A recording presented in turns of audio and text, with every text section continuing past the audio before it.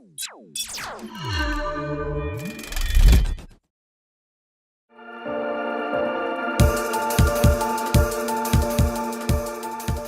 this is BSJ, and this is going to be my first specific video on laning mechanics in my laning course as a carry.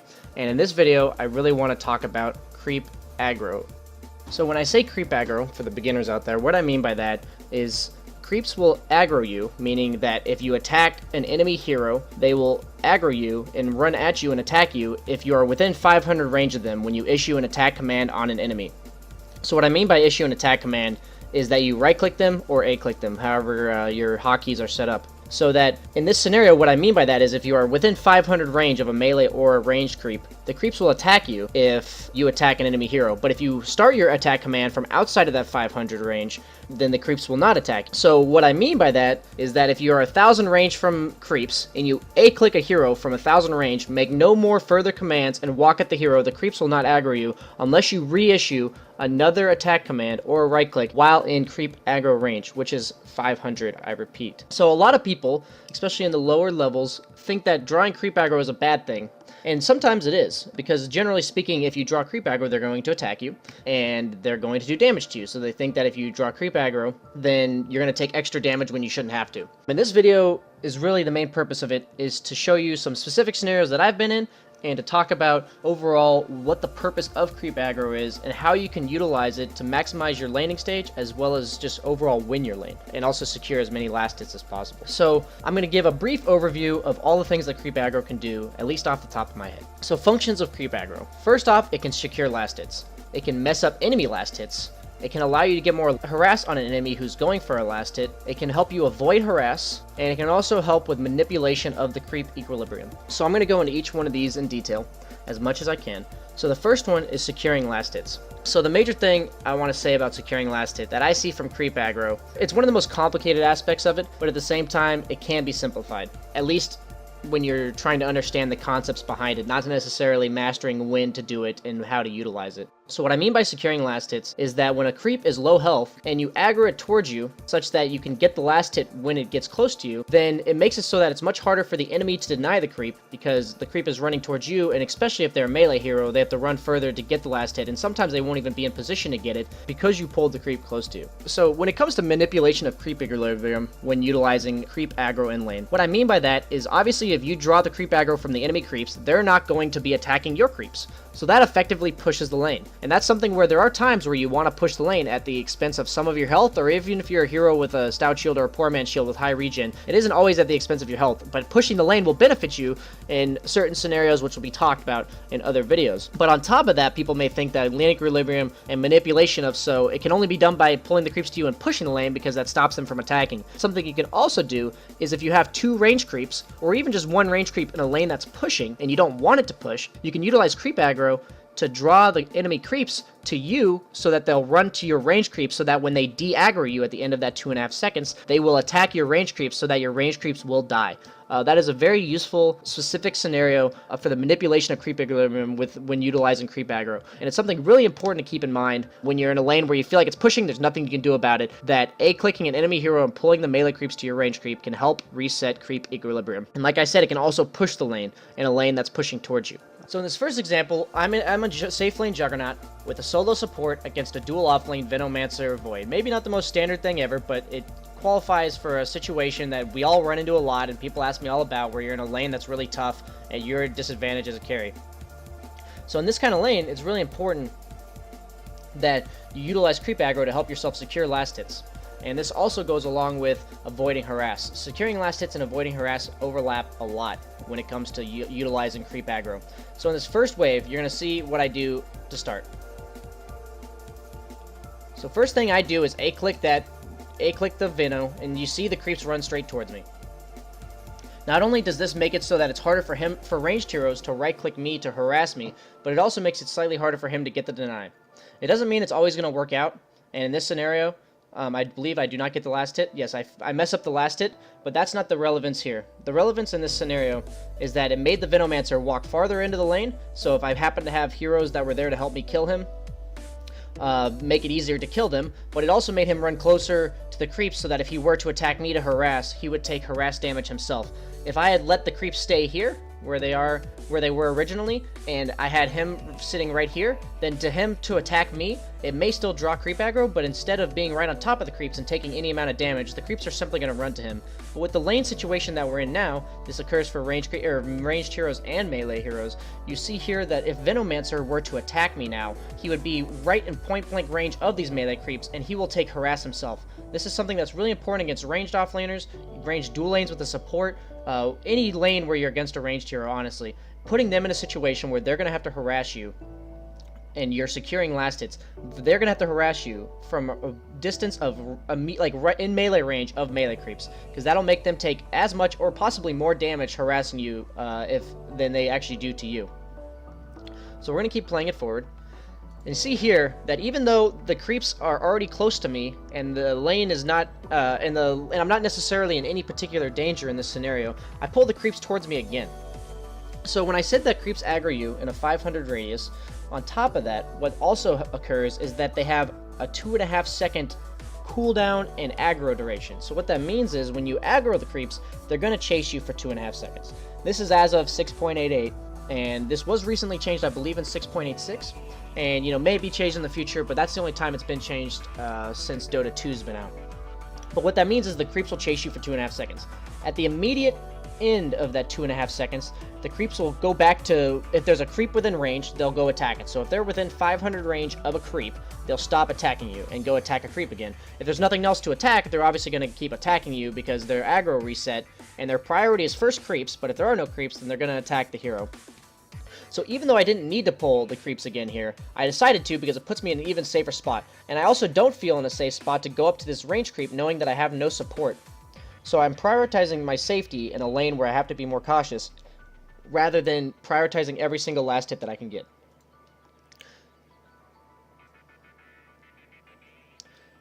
Once again, I pull the creep aggro to myself again, making it so that they can't contest my last hits. I get the deny on him because my creeps, if you see what I just did there, I'll rewind just to show you exactly how that went down.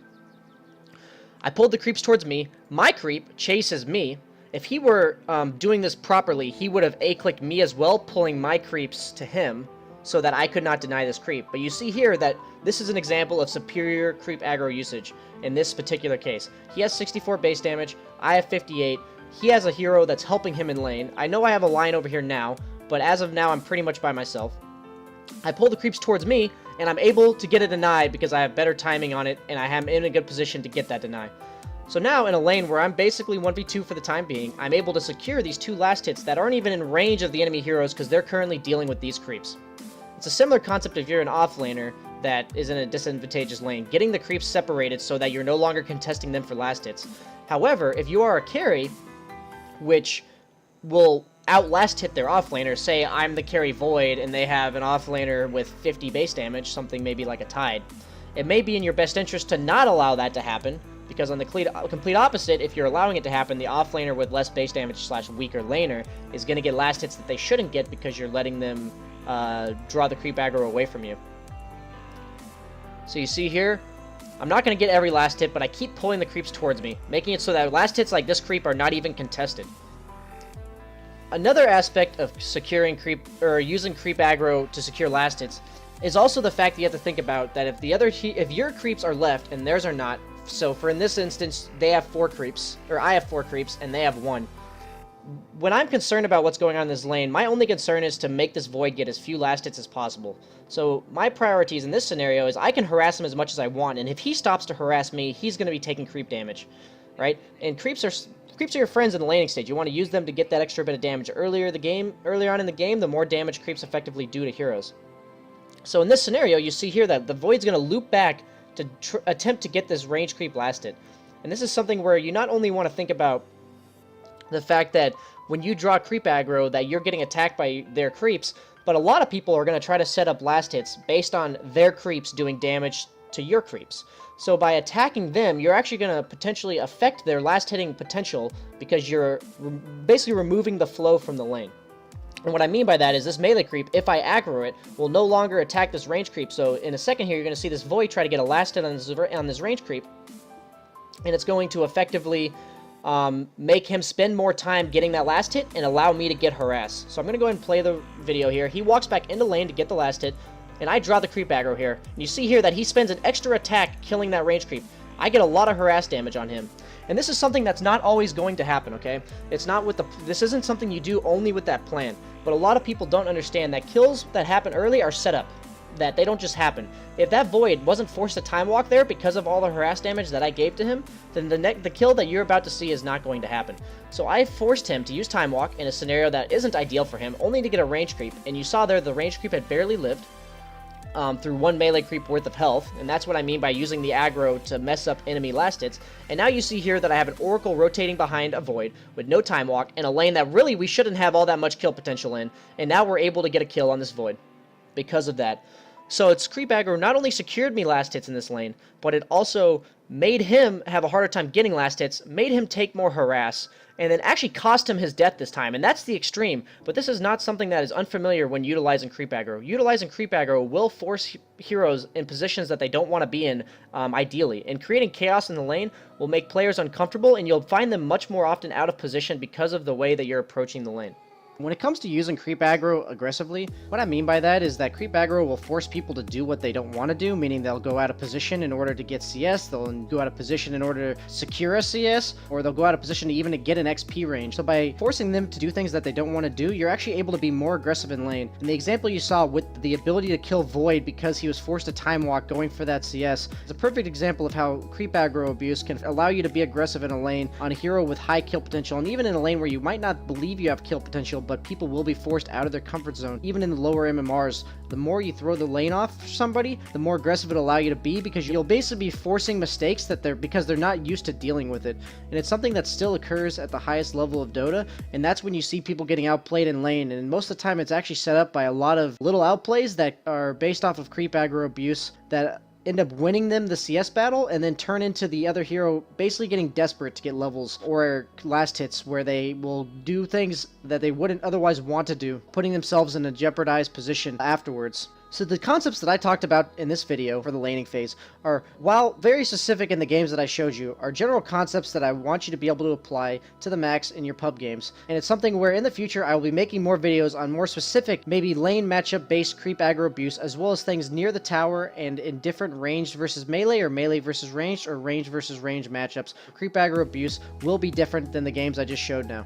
So in this replay here, I'm a Terrorblade against an offlane Abaddon Sand King. Another untraditional offlane, at least, you know, by my standards. You know, I've heard of all kinds of things that people run into at whatever tier of Dota that they happen to be in. But this is another example of a lane where I'm against a dual lane that, you know, Caustic Finale, for all you those who don't know, is extremely deadly to melee heroes. So it's something where if I'm even in range of the Sand King getting a last hit, even if I get the deny, I'm going to be tanking 90 damage level 1 if I'm within range. So this is a lane where creep aggro is super important, because otherwise I won't be getting any CS as a Terrorblade in this lane. So keep in mind that going into this lane in every pub, you're not going to know exactly what you're up against. You know, obviously the minute that I see that it's a Sand King and an Abaddon, I know what's in my lane. But, you know, for me, I assumed it was a support Sand King with an offlane Abaddon. So that's why I went first item Poor Man's Shield. But that doesn't mean that I have to approach that I'm upset about my items, rather than I just have to approach the lane differently, because now that I see the Sand King. And it's really important, especially at the highest level, to address immediately what your offlaner is, and like how that affects the creep aggro usage in the lane that you're going to be in.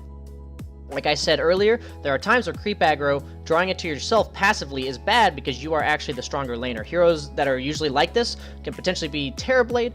Heroes such as Lifestealer are really strong in lane. Void is really high base damage. Juggernaut's a pretty strong carry in most scenarios, especially if you have more supports, like if it's a 2v1 or a 3v1. These kind of heroes are the ones, in Ursa I include as well.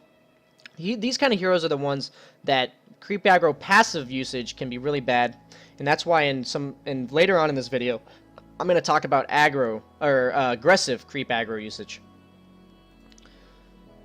So here what you're going to see is I immediately recognize. I draw creep aggro to myself one time. It goes off for 2.5 seconds. I get chased by the Sand King. You see it here. I keep pausing, and you see that I get chased by the Sand King. Look at this position of the lane. He knows what he needs to do. He wants to kill my creeps in range of me so that he does damage with Caustic Finale. He's already leveled it. So you see here that I creep aggro. They aggro back to the creeps. So after the 2.5 seconds, the creeps went back to my creeps, and then I aggroed them again. pulling them even farther away from the Sand King, actually securing this last hit without range of Caustic Finale doing any damage. In these kind of lanes, it's ideal that you want to get the range creep, but it's something where, like I said, if I were to walk up to get that range creep, Sand King could have really harassed me, and it's not worth the amount of damage that I would have taken to do so. So in these kind of lanes, you just have to be willing to take the sacrifices that you can get, but the fact is, if I'm able to secure 2 or maybe 3 of the melee creeps, that's a 1 lane in a scenario where I'm not supposed, like, theoretically a lot of players would not be able to farm very well because they don't use creep aggro. So notice how I keep pulling the creep aggro towards me.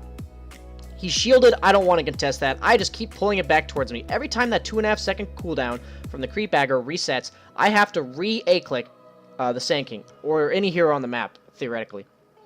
But in this scenario, I just keep pulling the creep aggro, and that's something where you have to be familiar with the timing in your head. It's 2.5 seconds, you know, it's not the best to just count it out, it's good to just get a feel for it. And I keep pulling the creeps. So now, if Sand King were to theoretically try to contest the last hits that I brought to my next creep wave, which first off, I also ensure that they're outside of tower range so that they are not hard to last hit, he has to walk through a lion as well as 2 of my creeps. So if he wanted to contest this deny that this last hit that I'm about to get and try to deny it, he's going to tank a lot more damage than he would want to ideally, and I'm going to be coming out on top of that trade. So in this scenario, creep aggro has secured me 2 last hits without even getting contested.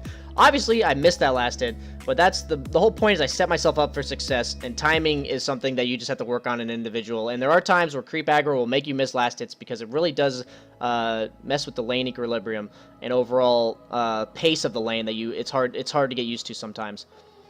And notice how the creep aggro there actually put his range creep out of range of his ability to get the last hit, and I actually got a deny in a lane that I really don't think I should be getting very many denies in. But notice it's just the constant approach. There's a lot of lanes that you just don't want to be close to ever. So the first thing I do is when I get the chance is I walk up and A-click the Sand King. You're going to see it again here. That's an A-click of the Sand King. Draw the creep aggro to myself. The creep's low, and I get denied there, but I set myself up to more likely get that last hit. It's not going to work out every single time, but I wouldn't have gotten that last hit anyway, so I get that last hit. And I'm actually able to get this denied because of the creep aggro here. He's not even able to contest because he has to worry about getting these 2 creeps rather than the one up in the lane. Because if he goes for this one, he's going to miss the 2 creeps that are dying to his creeps. So it's all about in a lane that you're slightly disadvantageous, even a lane that you are ahead, is making the enemy have to choose rather than getting everything they want out of the lane. This is the reason why this applies more to lanes where they're ahead or they have a better lane, is because they should ideally be able to get more out of the lane than you do. And by letting them harass you, get the last hits and denies all in one is how you lose a lane. So effectively, I'm removing some of their options in this scenario. So one really important point I want to make for being an aggressive creep aggro use is not necessarily always about using the creep aggro in order to be aggressive, but having creep aggro in mind when being aggressive. This is especially important on range carries, because range carries, generally speaking, because they don't carry stout shields, can take a lot more damage from creeps. So it's really important that you tank creeps as little as possible comparatively to melee carries with stout shields. So here I'm on Weaver, and I just want to show you a brief tip that is a really big deal, in my opinion, that a lot of people don't consider, and it actually took me a really long time to consider. In this example, what I want to show you is right at the start of the lane, is that when I am going to A-click the Omni Knight, which is going to draw the creep aggro to my hero, you're going to see it right at the beginning here, I'm positioning myself on the side of the creep wave as far away from the creeps as possible, such that when I do aggro the creeps themselves, it actually takes them a very long time to travel to me, so that it almost takes the entire 2.5 seconds of aggro to get to me. So either they hit me once or not at all, which basically makes it so that even though I'm drawing the creep aggro to attack this Omni Knight, I'm actually not taking any damage. As you see there, I get the 1 creep, and then I let the creep aggro back, so I walk past the creeps, and now you see, because of what I did with the first wave, I drew the aggro to this range creep. It makes it so that the Omni Knight, if he wants to be in range of this XP, is going to have to be closer to the range creep, like we've talked about in the more passive way of approaching the lane for ourselves. So in this case, making it so that I can be much more aggressive by pulling the aggro to my creep, making sure I get these 2 melee creeps back. And so now that my creep wave is pushing my way, I can afford to have the creeps be more aggro to me, and then be able to be more aggressive on this Omni Knight. So you see, he wasn't even in XP range for that range creep there. Not only did he get the, I missed the deny, but he actually wasn't in range for the XP itself. Notice here I go past the creep wave in order to harass Omni Knight. This is something unique to Invis heroes or some ranged heroes. You can also do it with pretty much any hero, but it's easiest with heroes that are high mobility. Is pretty much what it boils down to.